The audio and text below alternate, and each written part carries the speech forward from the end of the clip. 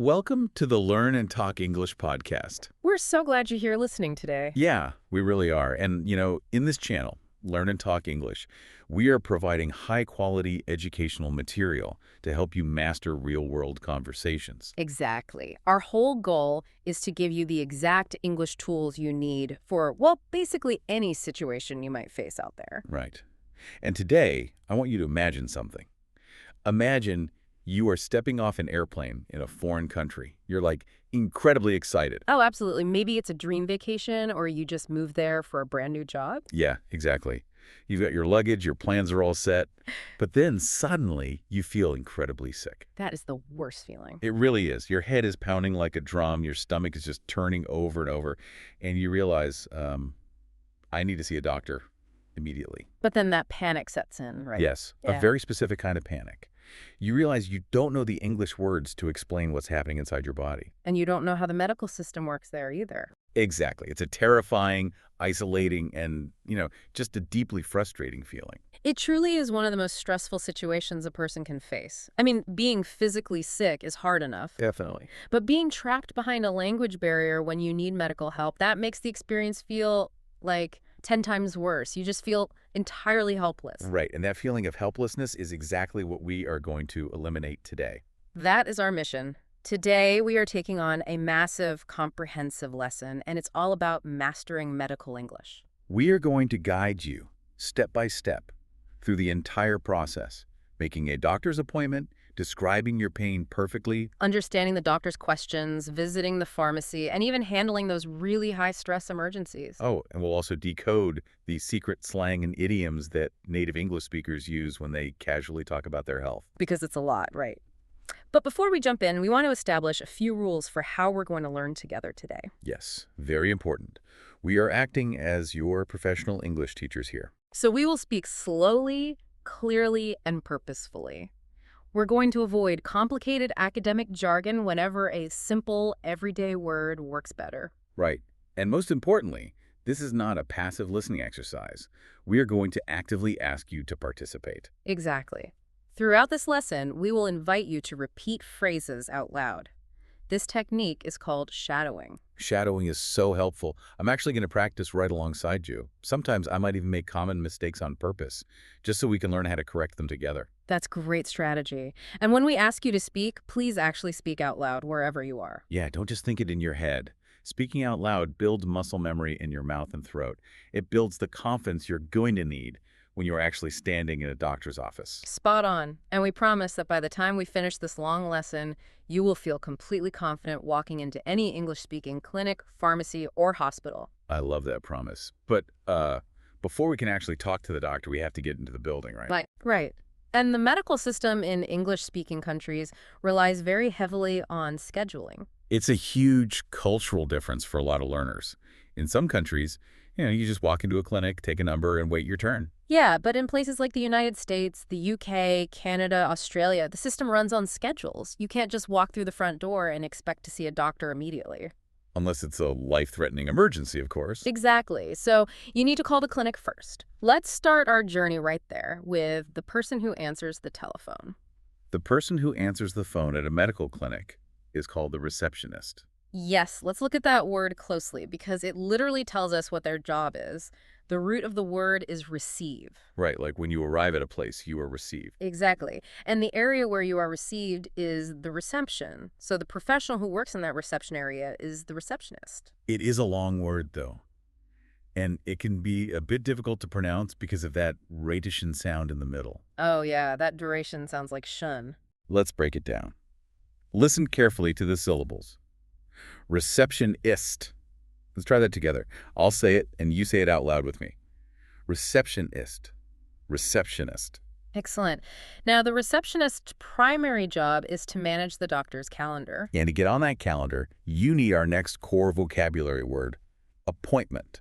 An appointment is a formal agreement to meet someone at a specific time and place. Notice that we use the verb make with this noun. We don't say do an appointment, we make an appointment. Let's practice that word. Pay attention to the P sounds. Appointment. Try saying it out loud. Appointment. Good. Now, when you ask for an appointment, you need to find out if the doctor has free time. The English word for having free time or not being busy is available. Right, and we use this word for things and for people. A room can be available, and a doctor can be available. Listen to the V sound there, where your top teeth touch your bottom lip. Available. Available. Perfect. Now, sometimes you call the doctor because you're actually sick, but sometimes you call because you just want a general health examination. Yeah, and the word for that is a checkup. Think of a mechanic checking your car before a long road trip. They want to make sure the engine is running smoothly. Right, and a doctor does the exact same thing for your body. They check your heart, your blood pressure, your weight. That is a checkup. So now that we have our core vocabulary, we need to put it together into sentences you can actually use on the phone. The very first thing you need to say to the receptionist is, "I'd like to make an appointment." Let's pause right there and look at the grammar. There is a very important cultural nuance here. Yeah, there is. Why do we say "I'd like," which is short for "I would like"? Why can't I just tell the receptionist, "I want to make an appointment"? I mean, technically, the meaning is exactly the same. You're expressing a desire. Right, so what's the difference? The feeling of the sentence is entirely different. English culture places a massive emphasis on politeness, especially when you are asking someone to provide a service for you. Oh, I see. So using the phrase "I want" sounds like incredibly direct. Very direct, it can sound aggressive and sometimes even rude. Let's use an analogy to explain this. Okay, I love analogies. Imagine you're trying to enter a room. Saying "I want to make an appointment" is like walking up to the door and just pushing it open with your shoulder. Ouch. That is forceful. It is. The receptionist might still help you, but they won't feel very happy about it. On the other hand, saying "I would like Clea siding" is like gently knocking on the door, smiling, and politely turning the handle. Ah, so it opens the door smoothly, it shows respect. That's a perfect way to put it. "I would like" is the polite key that opens doors in the English language. And we shrink it down to "I'd like" in normal conversation. So the phrase is, "I'd like to make an appointment." Let's practice the pronunciation of that contraction. I'd. It's the I sound, immediately followed by a soft D sound. I'd. Now let's try the full sentence. I'll say it, and I want you, the listener, to shadow me. Say it out loud. "I'd like to make an appointment." Great. After you say that, the receptionist is going to ask you a question to understand how serious your situation is. They will usually ask, "What's the reason for your visit?" Right. They need to know if you just need a routine checkup or if you're in terrible pain and need to see the doctor today. And if you are in terrible pain, you want to see the doctor as soon as possible. So you need to ask about the doctor's schedule. The best phrase for this is there anything available today? Notice we use our vocabulary word available. Let's put all of these pieces together into a realistic situation. Hearing these phrases in context will train your ears for the real world. Exactly. We are going to perform a role play. Listen to the rhythm of the conversation. Pay attention to how polite the tones are. Okay, I'll play the patient calling on the phone. And you can play the receptionist at the clinic. Sounds good. Let's start. Ring, ring. Good morning, Dr. Smith's office. How can I help you today? Hello. I'd like to make an appointment, please. Certainly. Have you been to our clinic before? Yes. I am an existing patient. My name is John Miller. Thank you, Mr. Miller. Let me pull up your file. What's the reason for your visit today? I am feeling quite sick. I have a terrible headache and a high fever. I am very sorry to hear that. We definitely want the doctor to see you. When would you like to come in? Is there anything available today? Let me look at the schedule.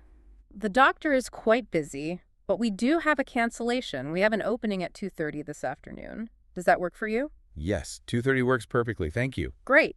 I have you on the schedule. Please remember to bring your identification and your insurance card. We look forward to seeing you. Thank you for your help. Goodbye. Goodbye. Let's step out of the role play. That was a very standard, polite interaction. You successfully navigated the phone system. Now let's imagine the timeline moves forward. Right, so it's 2:30. You have arrived at the clinic, you checked in at the front desk, and you sat in the waiting room. Finally, a nurse calls your name. You walk into the small examination room, sit on that special paper-covered bed, and the doctor walks in. The door closes. This is the moment of truth. How do we explain exactly what is wrong inside our bodies? The doctor will almost always begin the consultation with a very open question. They'll sit down, look at you, and say, "What seems to be the problem?" Or they might say, "How can I help you today?" Exactly. They are giving you the floor to describe your illness. And this requires a strong command of symptom vocabulary and grammar. The word symptoms is crucial here. Symptoms are the physical or mental features that indicate a condition of disease. They are the clues your body is giving you. Yes. For example, if your car engine is broken, the symptom might be a strange clicking noise or, smoke coming from the hood. So in your body, the smoke and the noise are your symptoms. Let's build a strong foundation of the most common symptom vocabulary. We'll start with a high body temperature. The medical word for this is fever. When bacteria or a virus enters your body, your immune system fights back by turning up the heat to kill the invaders. And that heat is a fever. Let's practice saying it. Pay attention to the F and the V sounds. Fever. Try it out loud. Fever. Good. Next is the physical action your body takes to clear your lungs and airway. The word is cough. The spelling of this word is notoriously strange in English. It ends with the letters GH, but it is pronounced with an F sound. Cough. It actually rhymes with the word off. Let's say it together, cough. Next, we have a two-word phrase. Sore throat. The word sore means painful or aching. And your throat is the tube at the back of your mouth that goes down to your stomach and lungs. Right. When you swallow food or water and it feels like swallowing glass, you have a sore throat. Let's practice the Thor sound in throat. You must put your tongue slightly between your front teeth. Throat. Sore throat. Say it out loud. Sore throat. Now let's move to sensations, the way your body feels in space. Our next word is dizzy. Dizziness is that feeling that the room around you is spinning or that your head is spinning. It's the feeling you get if you stand up too quickly, or if you spin around in a circle very fast and suddenly stop. You lose your balance. Listen to the strong Z sound in the middle. Dizzy. Try saying it. Dizzy. And finally, we have a very important sensation related to your stomach. The word is nauseous. This is the highly unpleasant feeling in your upper stomach that makes you feel like you are going to vomit or throw up. It's the feeling of motion sickness if you read a book in a moving car, The pronunciation here can be pretty tricky. It is nauseous. Mm. The middle part sounds like the shoe and shoe. Nauseous. Let's practice that out loud. Nauseous. Now that we have these words, we face the biggest challenge for English learners, the grammar of sickness. Oh, this is huge. We have nouns, we have adjectives, and we have verbs. And if you mix them up, you will sound very confusing to the doctor. This is a classic stumbling block. As a learner, you might look at a list of words and think you can just put I have in front of all of them. But what is the actual difference between saying I have a headache, I feel dizzy, and my head hurts? Right. All three sentences are talking about a problem with your head, but the grammatical structure is completely different for each one. Let's solve this mystery using analogies. This will help you remember the rules forever. Let's start with the phrase I have. Okay, in English grammar, I have indicates possession. It means you own something. You must follow I have with a noun. So imagine you are holding a physical cardboard box in your hands. Whatever is inside that box is a noun. You own it, you possess it. Ah, I see.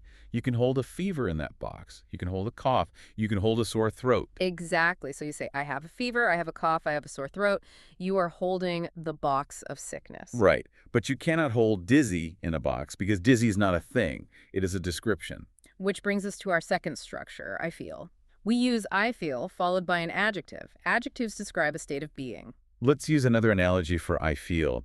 Don't think about holding a box. Think about looking out the window at the weather. I love this one. Adjectives describe the internal weather of your body. You are experiencing an internal climate. You say, I feel dizzy. I feel nauseous. I feel weak. You are describing the climate, not holding a box. This is brilliant. Nouns go in the box. Adjectives describe the weather. Now what about the third structure? My body part hurts. Well, in this structure, hurts is a verb. It is an action happening right now. The subject of the sentence is the body part itself. So you're saying that a specific piece of your body is actively doing the action of hurting? Exactly. My head hurts, my stomach hurts, my back hurts. The body part is generating the pain. That's the perfect way to understand it. Let's test this out. We are going to do an interactive practice. Okay, let's do it. You be the student and try to make some sentences. I will correct you if you're wrong. Let's see if you understand the box and the weather. All right, I'm ready. Okay, let's give it a try. Tell me about your stomach. I have nauseous. Ah, stop right there. Think about the analogy. Can you hold nauseous in a cardboard box? No, nauseous is an adjective. It is the internal weather, so I need to use the weather phrase. Exactly. So what is it? Oh, I see. I feel nauseous. Perfect. Try another one. Tell me about your temperature. I feel a fever. Almost. But a fever is a noun. It is a thing. You can put it in the possession box. So what should you say? Oh, right, the box. I have a fever. You nailed it. And if you want to talk about your shoulder using an action verb, My shoulder hurts. spot on. Listener, I want you to practice this mental translation.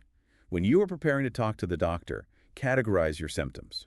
Right. Is it a noun in a box? I have a rash. Is it internal weather? I feel tired. Is it an active body part? My knee hurts. Getting these general symptoms right is a fantastic start.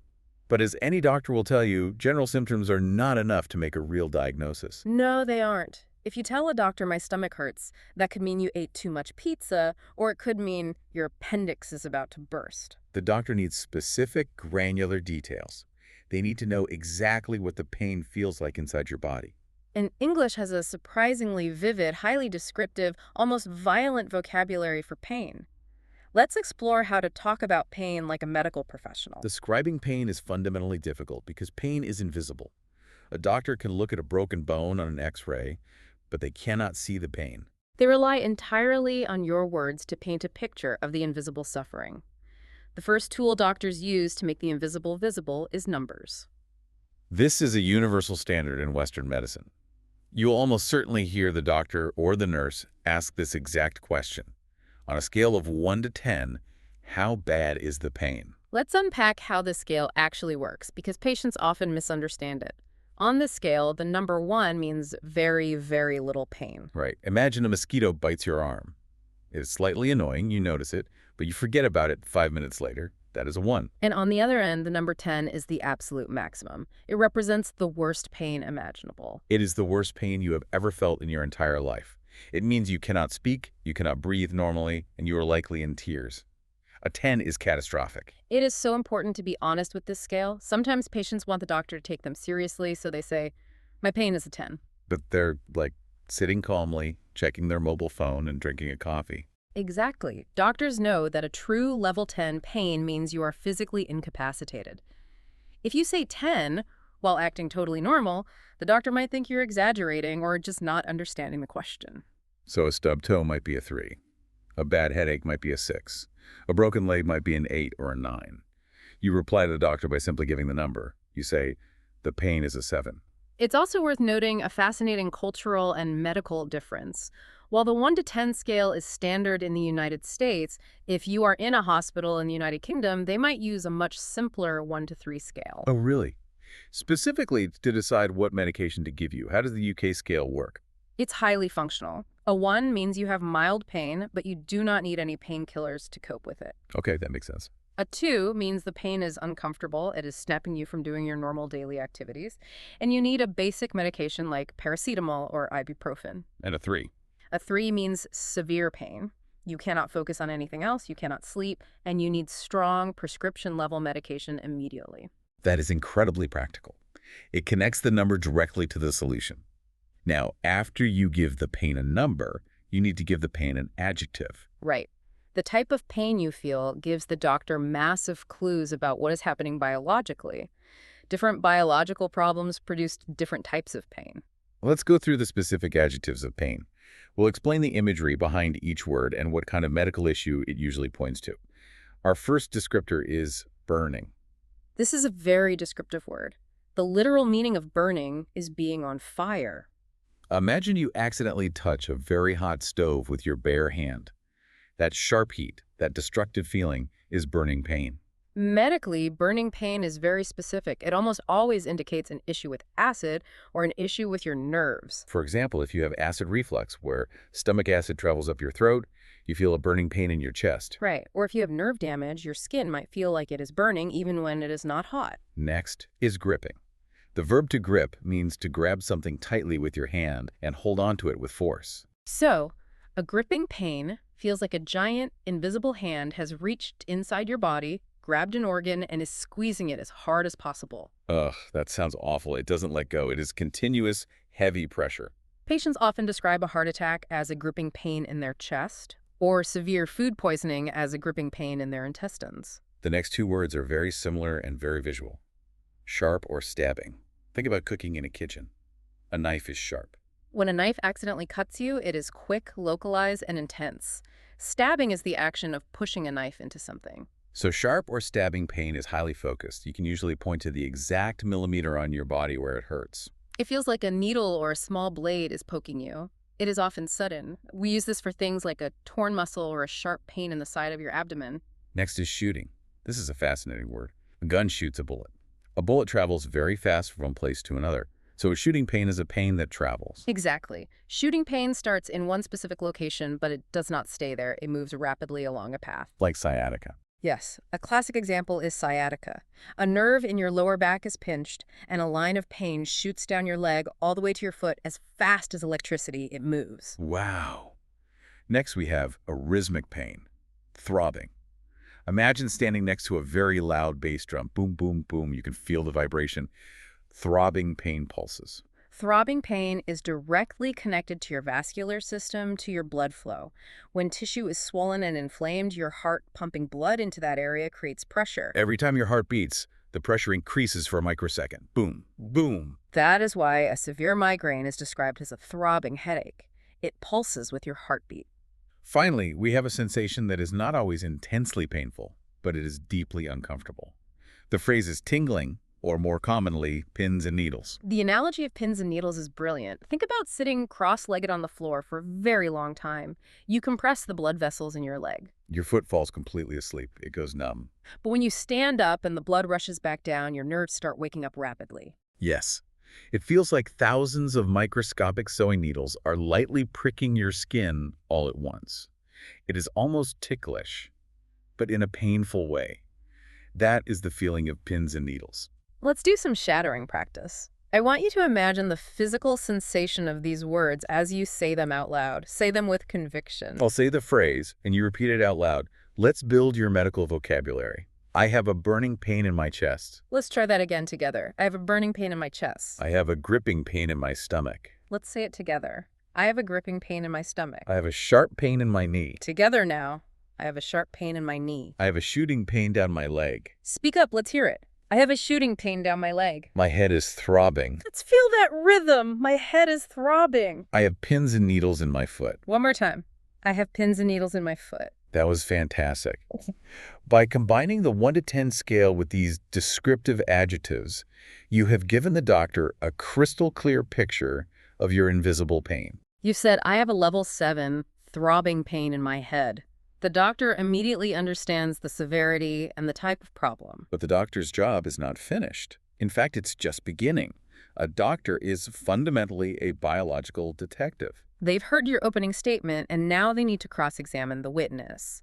They are going to ask you a series of very specific questions to build a timeline of your illness. This is called history taking. History taking is often the most important part of the medical visit. Studies show that doctors make over 80% of their diagnoses based purely on the patient's history before they even do any physical tests. Wow, 80%. That's incredible. You really need to be prepared to answer these chronological questions accurately. The first category of the doctor's investigation is all about time. They need to establish the onset. When did the enemy invade the body? The simplest way they will ask this is, when did it start? Or they might use a slightly more complex grammatical structure to ask about duration. How long have you had these symptoms? To answer these time questions, you need to be comfortable with time phrases and prepositions. If you are talking about a specific moment in the past, you use ago. For example, it started 2 days ago. It started 5 hours ago. If you're talking about the starting point of a continuous period, you use since. I have had these symptoms since Tuesday. I have had this pain since yesterday morning. The second category of investigation is about behavior. What makes the enemy stronger and what makes the enemy weaker? The medical terms for this are aggravating factors and alleviating factors. Let's unpack these big words because they come from Latin, and understanding the roots helps you remember them. Let's start with aggravate. The Latin root gravis means heavy. We get the word gravity from it. And the prefix add means to add to. So literally, to aggravate means to add heaviness to a situation. It means to make something angry, worse, or more severe. Exactly. So an aggravating factor is an action that makes your pain heavier or worse. The doctor will simply ask, does anything make it worse? For instance, if you have a sharp pain in your knee, does walking up the stairs make it worse? If you have a stomach ache, does eating spicy food make it worse? And the opposite is alleviate. The Latin root levis means light, as in lightweight. We get the word levitate from it, floating in the air. So to alleviate means to make a burden lighter. It means to calm the pain down and make it better. The doctor will ask, does anything make it better? Or they might ask a specific question like, does lying down help? If lying flat on your back makes the pain lighter, that is an alleviating factor. The third category the doctor will investigate is your current chemical environment. They need to know what is already inside your body before they prescribe anything new. They will ask, are you on any medications? Listen closely to the preposition in that question. They don't ask, are you taking medications, as often as they ask, are you on any medications? This is a very common idiomatic use of the word on in English medical terminology. Why do we use on? Think about riding a train. When you are on a train, you are committed to the journey. You are on a specific track. Right. In medicine, if you are on a medication, it means you are taking it as a daily routine. You are committed to the track of that medication. So if you take a daily pill for your blood pressure, you say, I am on blood pressure medication. If you take a vitamin every single morning, you are on vitamins. However, if you just took one painkiller an hour ago for your headache, you are not on painkillers. You just took one. That is a brilliant distinction. The daily commitment is the key to being on a medication. Now, the fourth and final category of history taking is quite literally a matter of life and death. The doctor must know your allergies. An allergy is when your body's immune system overreacts to a harmless substance, thinking it is a dangerous poison. The immune system attacks, which can cause rashes, swelling, and severe cases stop you from breathing. Doctors are terrified of giving you a medicine that you are allergic to. The doctor will ask, are you allergic to anything? I want to highlight a vital preposition rule for English learners right here. This is a mistake I hear constantly. In English, we say we are allergic to something. We never ever say we're allergic of something. That is absolutely correct. The allergy is directed toward the object, therefore, to. You must memorize this structure. I am allergic to penicillin. I am allergic to peanuts. I am allergic to cats. Let's put all of this detective work into a realistic context. We're going to do another role play. This will train your brain to hear the rhythm of an actual consultation. Imagine the doctor leaning forward in their chair, holding a pen, taking notes while the patient speaks. I will play the investigating doctor, and you can play the patient answering the questions clearly. Let's begin. Hello, Mr. Miller. I understand from the nurse that you're experiencing a sharp pain in your abdomen. Let's figure this out together. When exactly did this pain start? It started yesterday evening, roughly around 7 o'clock, right after I finished eating dinner. I see. And how long have you had these symptoms continuously? Has the pain stopped at all since 7 o'clock yesterday? No, it has not stopped. I have had the pain continuously for about 14 hours now. Okay, 14 hours of sharp pain. Let's talk about aggravating factors. Does anything make the pain worse? For example, when you stand up or stretch? Yes, actually. When I stand up straight and try to walk around the room, the sharp pain is much, much worse. It forces me to bend over. Bending over helps. What about alleviating factors? Does lying down help? Yes. If I lie down in bed on my left side and pull my knees up to my chest, it helps alleviate the pain quite a bit. Understood. Fetal position helps. Now, regarding your medical history, are you on any daily medications? No, I'm not on any daily medications. But because the pain was so bad, I took 2 ibuprofen pills this morning at 8 o'clock. Thank you for telling me that. And finally, the most important question. Are you allergic to anything? Any food or medication allergies? Yes, I am allergic to penicillin. I get a terrible rash if I take it. Excellent. I've noted the penicillin allergy in your chart. Thank you, Mr. Miller. Your history is very clear. Now, in a real scenario, the doctor has listened to your history. They have asked their detective questions. They have formed a hypothesis about what is wrong with you. But often, history is not enough.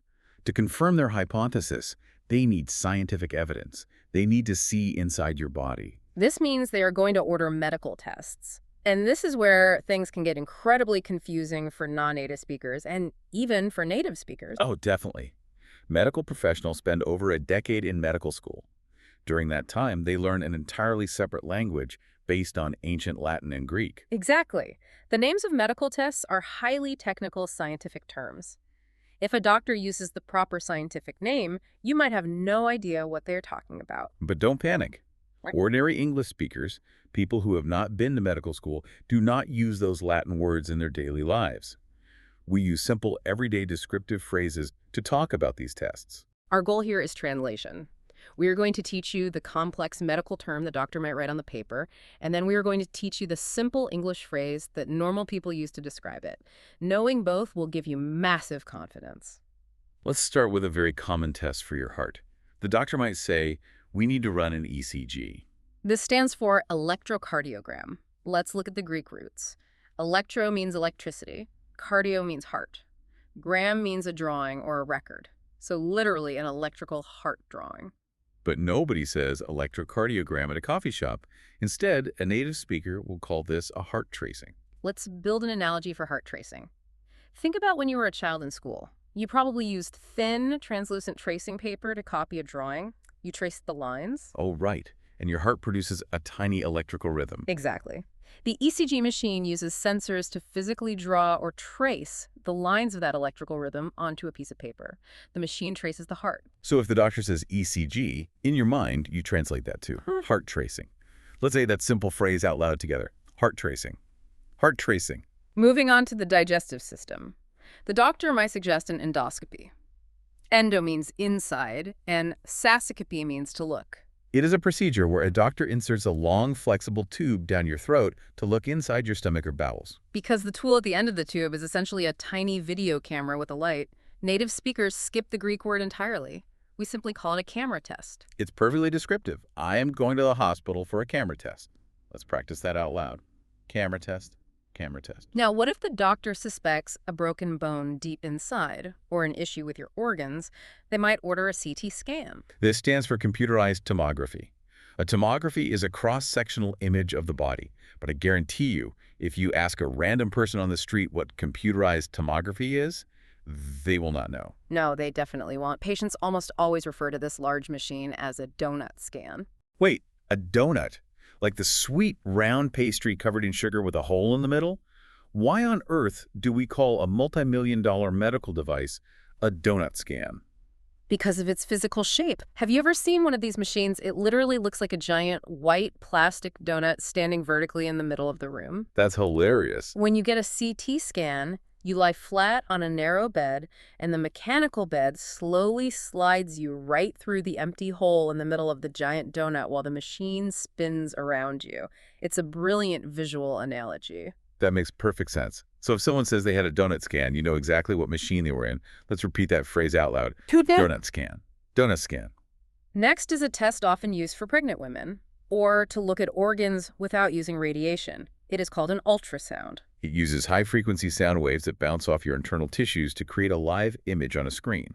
Unlike the other tests, native speakers actually do use the word ultrasound quite often. But if you need to explain the procedure to a friend who is nervous about it, you describe the physical experience. You explain what actually happens in the room. And the physical experience is very specific. You lie on an examination couch. The doctor or the ultrasound technician squirts a generous amount of clear, cold jelly onto your bare skin. This jelly helps the sound waves travel. Then they take a small plastic tool, which is called a probe, and they rub the probe back and forth in the jelly over your skin. So you can simply say, I am having a scan with jelly and a probe. Or you can just call it an ultrasound scan. Let's practice that out loud. Ultrasound scan. Ultrasound scan. Finally, we have a test designed specifically for your lungs. The medical term is spirometry. Spiro means breathing, and metry means to measure. It measures how strong your lungs are and how much air you can hold. During this test, the nurse hands you a plastic tube connected to a computer. They tell you to take a huge, deep breath and then blow all the air out of your lungs as hard and as fast as you possibly can. Because the entire test is based on the action of blowing air, native speakers call it the blowing test. It's simple and accurate. Let's repeat it out loud. Blowing test. Blowing test. Let's do some shadowing practice to get comfortable substituting these simple terms into full conversational sentences. Imagine you're calling a friend to tell them about your doctor's appointment. Say the sentences confidently out loud. The doctor says I need a heart tracing. Together now. The doctor says I need a heart tracing. I am going to the hospital for a camera test. Out loud. I'm going to the hospital for a camera test. They ordered a donut scan for my back. Say it clearly. They ordered a donut scan for my back. I have to do a blowing test tomorrow morning. One more time. I have to do a blowing test tomorrow morning. You did a great job navigating those translations. Now let's advance our timeline again. The doctor has run the tests. The results have come back. The detective has solved the case. and knows exactly what the illness is. The doctor writes some instructions on a piece of paper, signs it, and hands it to you. The consultation is over. You must leave the clinic. But your journey to health is not over. That piece of paper is your ticket to getting better. You must travel to a different location, the pharmacy. Getting the correct medicine and understanding exactly how to consume it safely is just as critical as the doctor's diagnosis. If you take the medicine incorrectly, you could end up back in the hospital, or worse. Let's establish the core vocabulary for this new environment. That vital piece of paper the doctor gave you is our first word, prescription. A prescription is a formal written permission from a licensed doctor that authorizes you to buy a specific controlled medicine. Without it, the pharmacy will not sell you the drugs. The pronunciation has a strong pre sound at the beginning. Prescription. Let's say it out loud. Prescription. The highly trained medical professional who works behind the counter at the pharmacy, who prepares your chemicals and checks for safety, is the pharmacist. Remember that the A in English creates an F sound. Pharmacist. Practice saying it out loud. Pharmacist. The specific amount of medicine you are instructed to take and how often you take it is called the dosage. This word is based on the concept of a dose. Listen to the soft G at the end, which sounds like a J, dosage. Say it out loud. Dosage. Next, we have a two-word phrase for the unintended consequences of the medicine. Side effects. Medicines are powerful chemicals designed to fix a problem, but they circulate through your entire body. While fixing the main problem, they might cause a secondary problem. Those unwanted secondary problems are the side effects. Practice the phrase out loud. Side effects. Side effects. And finally, not all medicine requires a doctor's written permission. Medicine that is considered safe enough for you to select straight from the retail shelf is called over-the-counter medicine. The counter is the desk where you pay. You are buying it over the counter directly. Common over-the-counter medicines include basic painkillers, cough drops, and allergy pills. Let's say the phrase out loud. Over-the-counter. Now, when you hand your prescription paper to the pharmacist, an interesting translation process occurs behind the counter. We mentioned earlier that doctors learn a language based on Latin. Sometimes doctors still use ancient Latin abbreviations when they write prescriptions. This is true. If you look closely at your paper, you might see strange letters scribbled next to the medicine name, like OD, BID, or PRN. To a normal person, this looks like a secret code. But don't let it intimidate you. The pharmacist's job is to read the Latin code and translate it into plain English instructions on the sticker they put on your pill bottle. Let's decode some of the most common Latin abbreviations so you know what to expect. If the doctor wrote OD, which stands for the Latin Omne Indi, the pharmacist will translate that on your bottle to once a day. You take one pill every 24 hours. If the doctor wrote BID, Bic Indi, the English translation is twice a day. Usually this implies taking a pill in the morning and another in the evening, roughly 12 hours apart. The doctor might also be very specific about timing and write, take one pill every 4 hours. This means exactly what it says. You must maintain a steady level of the drug in your system. But the most interesting abbreviation is PRN. This stands for pro renata, which translates roughly to as the situation arises. The English translation you will see on your bottle is as needed. As needed is an instruction you usually see for painkillers. It means you don't take the pill on a strict schedule. If you wake up and you have no pain, you do not take a pill. You only take the medication when you actually feel the symptom returning.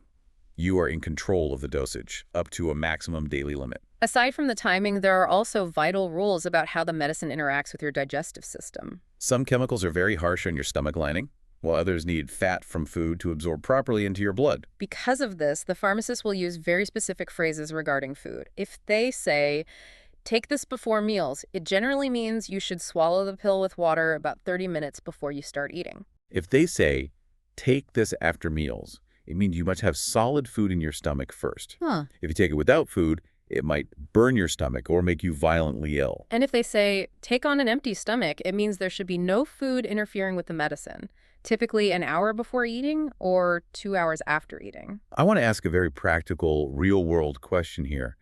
Life is busy and chaotic. We all make mistakes. What if I am supposed to take my pill at 8 o'clock in the morning, but I completely forget? That happens to everyone. Right. So I look at my watch, and it is 2 o'clock in the afternoon. Yeah. What is the rule? Do I take 2 pills the next morning to catch up on the dosage I missed? Never. Absolutely never. That is the universal standard safety advice from every pharmacy.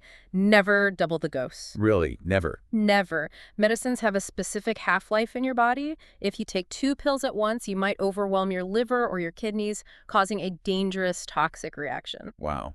So what should I do instead? The general rule is take the missed pill as soon as you remember it. If you remember at 2 o'clock, take it at 2 o'clock. Okay, that seems easy enough. However, there is an exception. If it is almost time for your next scheduled pill, let's say your next pill is at 4 o'clock, then you should skip the missed pill entirely. Just skip it. Yes, just accept that you missed a dose and take your next pill at the normal scheduled time. The golden rule is it is safer to miss a dose than to double a dose. Thank you. That is genuinely life-saving advice. Now let's talk about those side effects we mentioned earlier. Medicines heal, but they can cause strange, uncomfortable feelings. We need to clearly define the difference between 2 confusing words that patients often mix up: nauseous and vomiting. We talked about nauseous during the symptom section. Feeling nauseous is an adjective. It is the internal weather. It is the bad, spinning, sick feeling in your stomach that makes you want to throw up. It is the anticipation of sickness. Vomiting, on the other hand, is a verb. It is the physical, violent action of your stomach muscles contracting and throwing the food up and out of your mouth. The distinction is critical because of side effects. A pharmacist might warn you, this medicine might make you feel nauseous. This means you might feel terrible, your stomach might hurt, but you probably won't actually throw up. But if the medicine actually makes you vomit, you need to tell the doctor because you are throwing up the medicine before it can work. Another extremely common side effect phrase you will hear at the pharmacy is, "This medicine might make you drowsy." The word drowsy simply means unnaturally sleepy or tired. The medicine is suppressing your central nervous system. If a medicine has a side effect of making you drowsy, the pharmacist will strongly warn you, do not drive a car and do not operate heavy machinery. Your reaction time will be too slow, and you can fall asleep at the wheel. Let's cement all of this pharmacy knowledge with a role play. Hearing the pharmacist speak with authority is crucial for your comprehension. I'll be the customer picking up the medicine, and you can be the pharmacist standing behind the counter. Listen for the dosage and the side effect warnings. All right, let's go. Good afternoon. Excuse me. Hello. I have a prescription here from Dr. Smith. Thank you. Let me take that paper. Can I please see some photo ID to verify your name? Yes, of course. Here is my driver's license and the prescription. Perfect, Mr. Miller. I have your file in the system. It will take us about 15 minutes to prepare these pills and print the labels. Would you like to wait here? That is fine. I will sit in the waiting area. All right. 15 minutes later, Mr. Miller, your medicine is ready for pickup. I need to go over the dosage instructions with you to ensure you understand them. Okay, I am listening. The doctor has prescribed antibiotics. The dosage is to take 1 pill 3 times a day. You must take this pill after meals. Do not take it on an empty stomach. Understood perfectly. 1 pill 3 times a day, always after eating food. Are there any side effects I should worry about? Yes. A common side effect is that this medicine might make you quite drowsy, especially for the first few days. We strongly advise that you do not drive a vehicle after taking your dose. Also, you might feel slightly nauseous, but if you start vomiting, please call the clinic immediately. Okay. No driving, and watch out for nausea. Thank you for the detailed explanation. How much do I owe you? Your insurance covered most of it. The total today will be $25. Here is a $50 bill. Thank you. Here is your change, $25, and here is your medicine in the bag. I hope you feel much better soon. Have a good day. Thank you very much. Goodbye. And with that, you have successfully navigated the pharmacy. Under normal circumstances, you would go home, follow the instructions, take your medicine after your meals, and in a few days, you would be fully recovered. But as we all know, life is highly unpredictable. Sometimes medical situations do not allow for appointments and waiting rooms. Sometimes things go terribly wrong very fast. That brings us to one of the most critical parts of this entire lesson. You need to know how to handle an emergency. When terror strikes, the human brain goes into fight or flight mode. Adrenaline floods your system. In that state of panic, it is incredibly common to completely forget your second language. You lose your vocabulary. You cannot search your memory for complex grammar rules. Because of this psychological reality, we're going to teach you the absolute, essential, bare minimum phrases you need. These are short, punchy sentences you can use when you require immediate physical help and have zero time to think. Let's start with 3 foundational vocabulary words that anchor an emergency situation. The first word is the situation itself. Emergency. An emergency is a serious, unexpected, and often dangerous situation that requires immediate, aggressive action to prevent death or severe damage. A paper cut is not an emergency. A heart attack is an emergency. In the United States and Canada, you call 911 for emergency. In the UK, you call 999. In much of Europe, it is 112. Let's practice the word. Notice the softy again. Emergency. Say it out loud with urgency. Emergency. A second word is a vital sign. Blood pressure. We mentioned throbbing pain earlier. Blood pressure is the physical, mechanical force of your blood pushing against the walls of your arteries as your heart pumps it around your body. If your blood pressure drops too low, you pass out. If it spikes too high, it is extremely dangerous. The paramedics will wrap a tight cuff around your arm to measure this. Let's say it out loud. Blood pressure.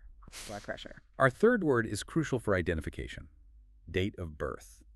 In an emergency room, there might be 3 patients named John Smith. But there is only one John Smith born on your exact day. Your date of birth is the specific day, month, and year you entered the world. Medical professionals use this to pull up your correct medical records to check for allergies and past surgeries. Let's practice the phrase, date of birth. Date of birth. Now let's look at the essential communication phrases. In an emergency, rule number 1 is keep your sentences incredibly short. Do not try to explain a long, complicated story about what you ate for breakfast and how you walked to the park. The paramedics do not care. Use clear, direct subject-verb-object phrases. If you suddenly feel terrible, maybe your chest is tight, your vision is blurry, and you know you are going to collapse, you need someone nearby to call an ambulance. Look directly at someone and say loudly, I need help. I am not feeling well. Those words cut through the noise.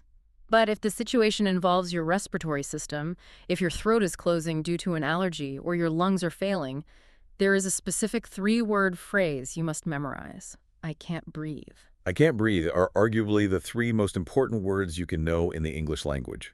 When emergency dispatchers hear those words, it immediately escalates the priority of the ambulance.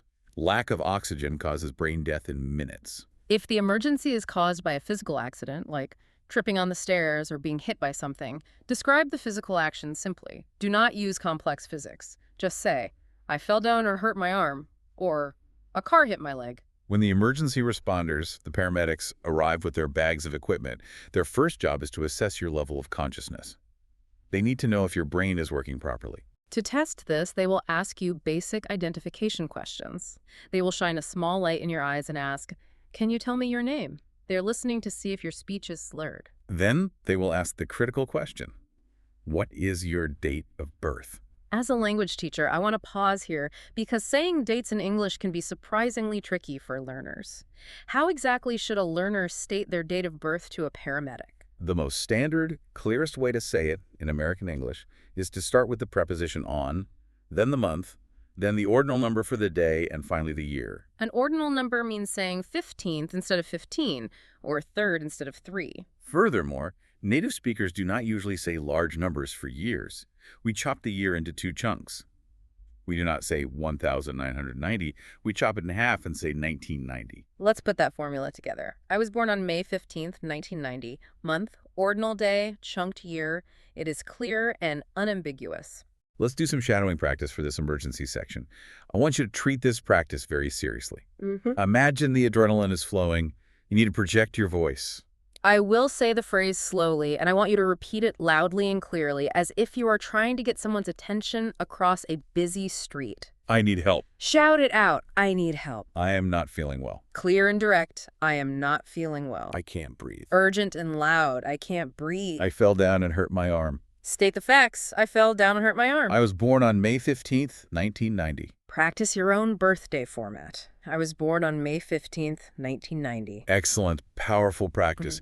You have now equipped yourself with the linguistic armor to survive the most stressful, serious parts of medical English. You know how to make the appointment, endure the doctor's cross-examination, secure your medicine at the pharmacy, and summon an ambulance in a crisis. You have mastered the formal medical system. But language is not just used in sterile hospitals and brightly lit pharmacies. Language is used in coffee shops, in pubs, in living rooms with your friends and family. And when native English speakers talk to each other about their health in casual settings, they almost never use the formal dictionary words we just learned. That is the beauty and the frustration of English. Native speakers rely heavily on slang and idioms. An idiom is a phrase where the combined words have a completely different meaning than the individual words themselves. If you try to translate an idiom word by word, you will be utterly confused.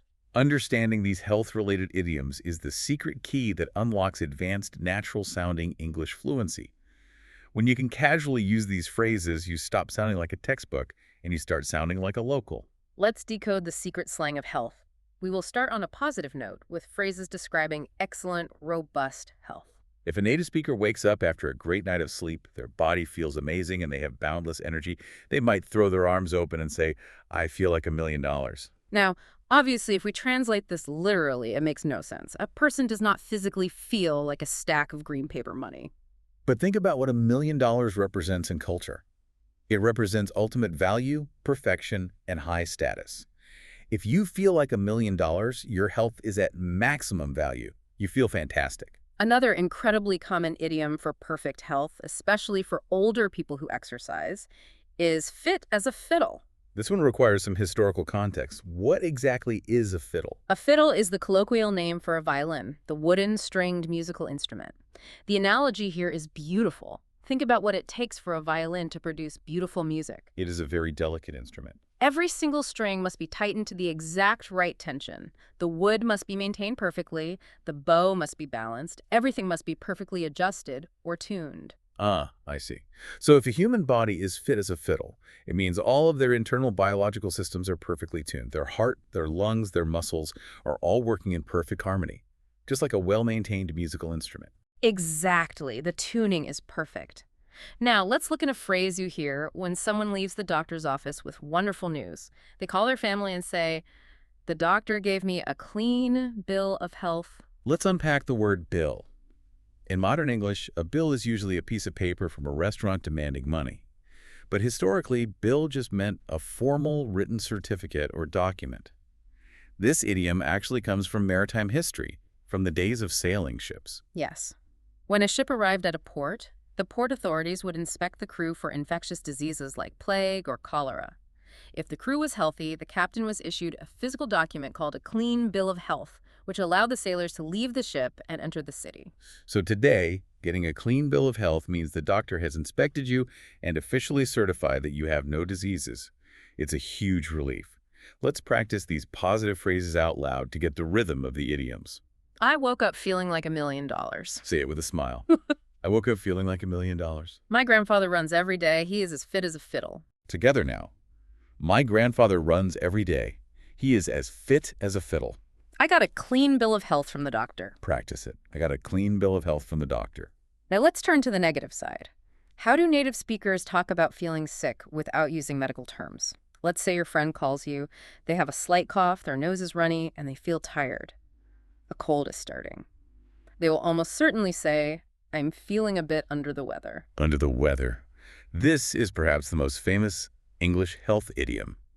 And just like the clean bill of health, this also has its roots in nautical history on the high seas. Hundreds of years ago, on wooden sailing ships, the sailors worked up on the main deck, exposed to the wind and the rain. If a sailor started feeling seasick or caught an illness, the captain would order him to go down below the deck, into the belly of the ship. By going down below the deck, the sailor was physically protecting himself from the harsh weather outside. He was literally going under the weather to recover. So today, hundreds of years later, when we say we are under the weather, we just mean we feel slightly ill and need to rest inside. If the illness progresses and becomes very severe, especially if it involves vomiting or a high fever, the idiom changes. Someone will say, "I am sick as a dog." Why a dog? We love dogs. Why do we associate them with being terribly sick? It goes back to how dogs lived in the past. Historically, dogs were not pampered pets sleeping on expensive pillows. They lived outside in the dirt, and they often ate garbage or spoiled food. Consequently, they were frequently seen vomiting or suffering from parasites.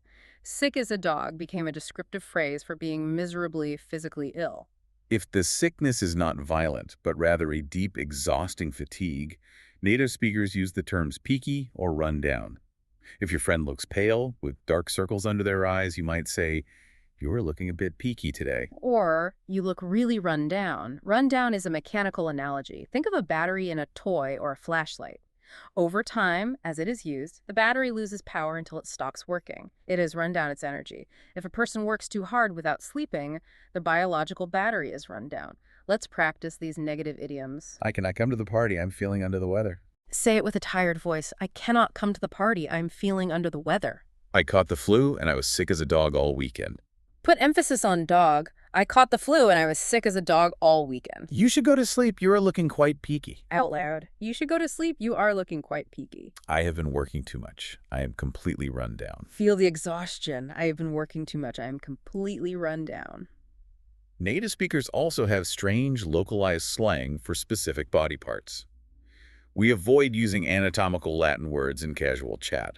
For example, we mentioned the throbbing heartbeat earlier.